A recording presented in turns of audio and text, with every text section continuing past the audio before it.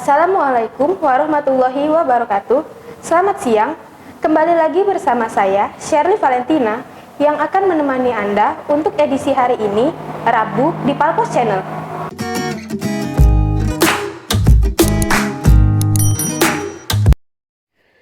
Menghindari kejaran massa, Joni alias Joni Ringo, pelaku pemalakan handphone milik sepasang kekasih di atas jembatan Ampera pada 25 April lalu, ditangkap unit 1 Subdit 3 Jatanras Diskrimum Polda, Sumatera Selatan.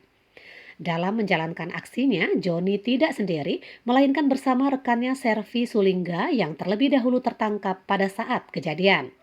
Kasubdit 3 Jatanras Ditreskrimum Polda Sumatera Selatan, Kompol Christopher Panjaitan mengatakan, kejadian bermula pada saat korban Asri bersama pacarnya Mariani sedang duduk di atas jembatan Ampera. Kemudian datang kedua pelaku dengan mengendarai sepeda motor langsung mendekati korban. Pelaku Joni langsung mengeluarkan senjata tajam dan mengancam kedua korban, sedangkan satu pelaku lagi mengawasi situasi. Pelaku Joni kemudian memaksa kedua korban mengeluarkan handphonenya. Mengetahui aksi pemalakan tersebut, warga yang melintas langsung mendekati korban dan kedua pelaku langsung melarikan diri. Namun pelaku Joni berhasil lolos dengan melompat ke Sungai Musi. Sementara itu Joni sendiri mengakui untuk menghindari kejaran petugas, ia melarikan diri ke Pulau Bangka sambil berjualan balon. Ardi Ramadan melaporkan dari Mapolda Sumatera Selatan untuk Anda.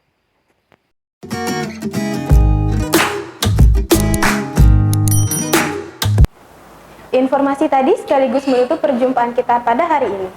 Terus nantikan informasi terbaru yang akan kami sajikan untuk Anda.